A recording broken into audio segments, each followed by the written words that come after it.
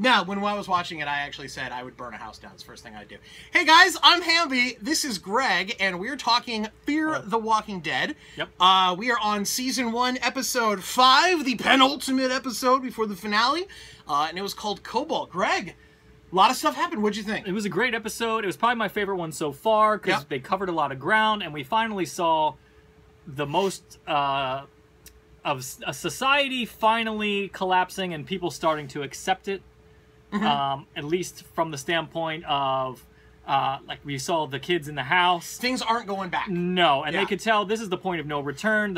They destroy that one house with all the nice things. All of a sudden are now no longer relevant. This is why we can't have nice things. Thanks a lot, kids. We found out what Cobalt was. It was a code word for the government. Yeah.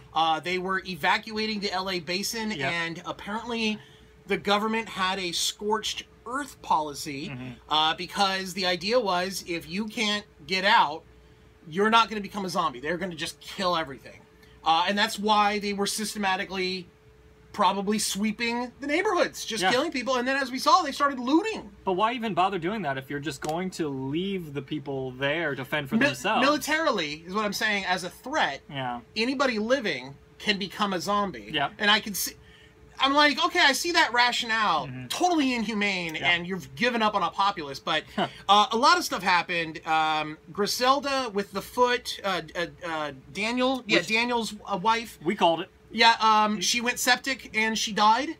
So we've lost Griselda. Lieutenant Moyers, we were right. He was the first one to, first one to die. Yep. He was the jerk military captain, or lieutenant, sorry, Lieutenant Moyers. Don't know if his men shot him or if the zombies got to him. Very fascinating. I was very like, what? I mean, did they give him up, or did he go down and they said, okay, that's our cue? Well, I mean, they were not on good terms at that point. They didn't want to. He was a jerk.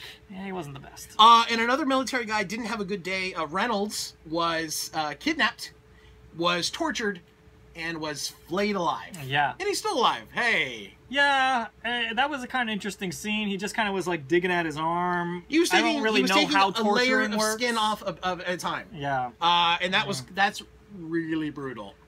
I can't imagine that being something I would enjoy. No, no, and you know, there's a lot of stuff happened. This touched base on a lot of things. Reynolds, I mean, Lieutenant Moyers, before he died, mentioned, listen, these soldiers are kids. They're worried about their families, and I have to keep them preoccupied. That's why I'm letting them... Well, that's why they hated him so much, too. Because they didn't want to be there. Right, and he's a jerk. Then it turns out Reynolds, the other military guy who was kidnapped and then tortured, he explained in a little bit of a haze as he's being tortured that his biggest regret was turning their backs on over 2,000 people at the forum. Ooh. And they said, and he was very scared. He said, we're not sure who was infected and who was alive. We just shut the doors and locked them. Wow. Wow. So, and then later, of course, the foreshadowing Greg is mentioning, we see Daniel goes to the forum and sees the locked doors. And, of course, the zombies inside are like, hey, human meat. And they start pushing against the doors. So the question we have is he going to let 2,000 zombies out and now things are going to get really hairy, or are they going to break out? I wouldn't think he lets them out. He knows what's going on. He's not in the mindset of, oh, there might be people But in there. he also is in the mindset of they will distract the soldiers. You know, and if the soldiers are going to wipe you all out the next morning because of Project Cobalt... But they already seem to be leaving. They are already but they're going to wipe it. everyone out. That was the scorched earth. Like, can't leave anybody behind because you could become a zombie and then we got to deal with you later. Of course, yeah. You know, other quick things. Doug, the neighbor who was having the panic attacks and was carted off, was then further carted off at the military imprisonment, probably to be killed. Where are they going with the philosophical salesman in the jail cell? What do you think his relevance is? I'm not entirely sure. I think this is the part in the story where all the characters are going to start splitting up.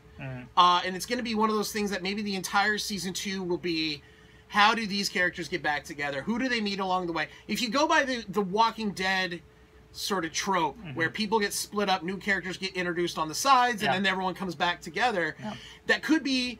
You know, here we're meeting a guy who is obviously a survivor, sees Nick as a survivor, and because it looks like they've both lived a hard life of some sort, You know, my girlfriend was mentioning that that guy is probably a drug dealer, and he recognized, you know, and I was like, I don't know if he was a drug dealer. He could be. He was recognizing that Nick was a heroin addict, so I'm not entirely sure. Maybe. Daniel admits that he joined his oppressors and became the interrogator and tortured people, and he had told his daughter all these horrible, awful stories, but never told her who he was. That is like, there was a lot of stuff in this. And then, of course, Travis still refusing to shoot that poor lady who had turned into a zombie at the mini-mart. Yeah. Was it Lindsay? Was that said on the name tag? So, yeah. That really brought it home of, like, he still sees humanity. Yeah. And I know that that's a failing in a zombie apocalypse, but it's, as a good person, you're like, I'm rooting for you, Travis. Yeah. I want you to... It's hard to cross that line, because once you do, as we saw in The Walking Dead with like Rick and the others, sure, once you finally cross that line, there's no real going. And there is a line. I mean, they're going to have to start figuring out humanity. They're going to have to figure out how to survive. There's a new status quo here, and season finale should be good. Season finale should be very good. I heard complaints there wasn't any walkers in this episode. I mean, didn't they go to like a dorm? There was like a big fight, a big gunfight where Lieutenant Warriors is killed. I mean, they threw a grenade at zombies, and he has the zoomed scope on a zombie. I was reading a review going, what show were you watching? Because there was zombies in this episode. So, yeah, overall, I liked it. I'm looking forward to the finale. And you as well? Let's just say they don't quite do their homowork like us. Where we're super professional and all Thank that. you. So. Thank you. And then lastly, they are going to be releasing a web series.